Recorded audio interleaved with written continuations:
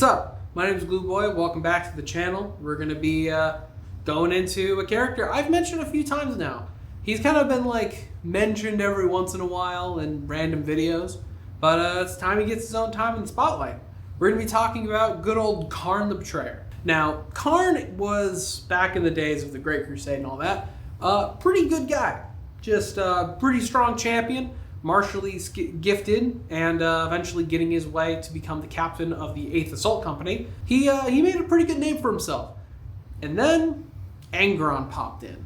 Angron, I went into way more detail about him in my last video, but Angron was rightly pissed that Big E wouldn't let him, fight and die with his comrades, and threw a big old temper tantrum in the cargo hold of his new flagship, to which no one really could shake him out of it, because they turned up dead.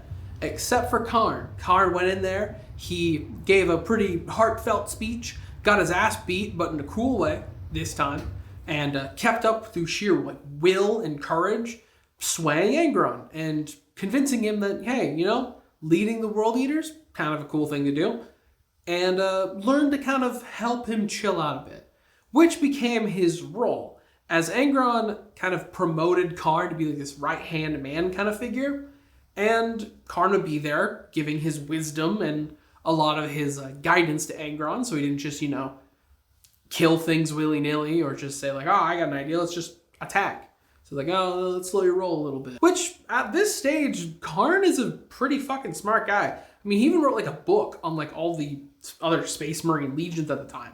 Unpublished because of things that happened later. But dude was clever. However, as time went on, his battlefield role was kind of right next to Angron. And being in the proximity of Angron's rampage, eventually you kind of start going along with it.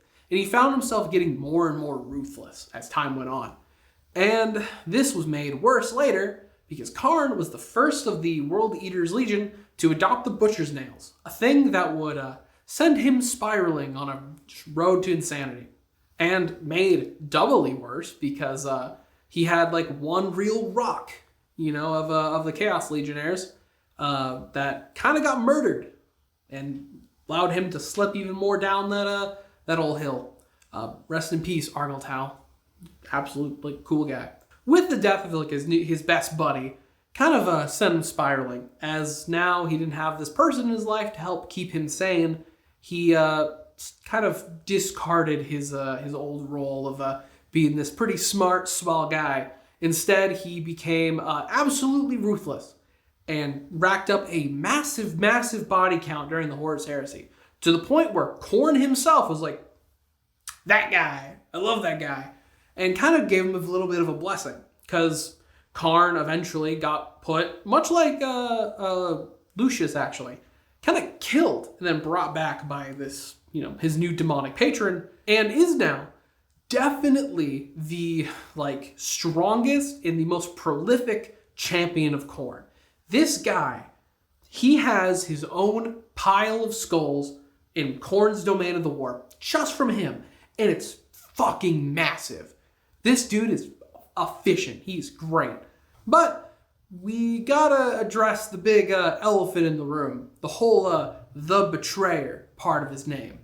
Now, he got this title because when they were all running away from the Imperium during the Great Scouring, they found themselves a cozy little demon world in the warp known as Scalfrax. And the World Eaters, with Khârn's little band, found the planet. Khârn conquered it. But turns out, at the same time, the Emperor's children landed and also claimed it. Now, Emperor's children, World Eaters, Slaanesh and Khârn, don't really get along, so they started trying to kill each other immediately. However, this planet quickly dropped in temperature rapidly and real bad, extreme sub-zero temperatures, to the point where even their Space Marine biology and their power armor couldn't help them. So they kind of just had a ceasefire and went to their shelters and had to wait out the winter, something of which Khârn was real pissed about, thinking everyone around him is weak because they don't want to keep fighting in these horrible adverse conditions of just freezing in place. How dare they? So he got himself a flamer and torched all of the settlements. of both the World Eaters and the Emperor's Children, forcing them to fight again. And that day, he killed a lot of Space Marines, a lot of which were of his warband.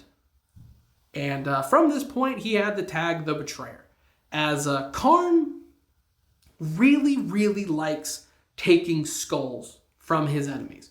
In fact, like, he even has like a skull hierarchy of like value he puts on them. Humans being the top, of course. Where that's all he gives a shit about. He doesn't care where it comes from, much like Khârn. Khârn also doesn't care where the blood flows from, where the skulls come from. He just wants them. And Khârn exemplifies that. As a lot of Chaos champions will kind of like request aid from Khârn, which is either like, oh, hell yeah, Khârn's on your side, or, oh no, Khârn's on our side. Because on a whim, he might just decide, your skull looks fine today, and take it. As there's no reasoning with Khârn anymore. Because he's got some horrific weaponry for sure. Big shout out to Gorechild, a chain axe that is, threaded with dragon's teeth to the point where it doesn't need to be turned on. It can slice through Ceramine armor. Or the fact in the 10,000 years he's been out and kicking around as this new champion of Khârn, he has not even come close to facing death. He has won every single battle he's faced without even coming close to dying. Even some very fun exploits, like the time he took on 12,000 strong army by himself and won easily. But nowadays, like many other Chaos champions, he goes around with his warband being Butcher Sword, causing problems for anybody he comes across. And especially the Imperium, who he is real angry towards the Imperium.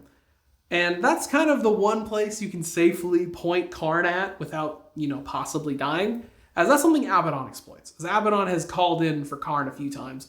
And again, he was also there on Cadia. Like, he was involved, like everyone was. It was full, like, Avengers Endgame shit. But yeah, that's Khârn. He's a sick character. He's been through a lot. His own character, and actually, like, his downfall is real well written in the Horus Heresy books. Read the World Eater books. They're phenomenal.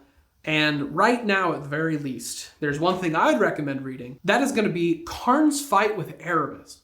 Now, I think the scene itself is the most badass thing. You don't even need to know the full context of it.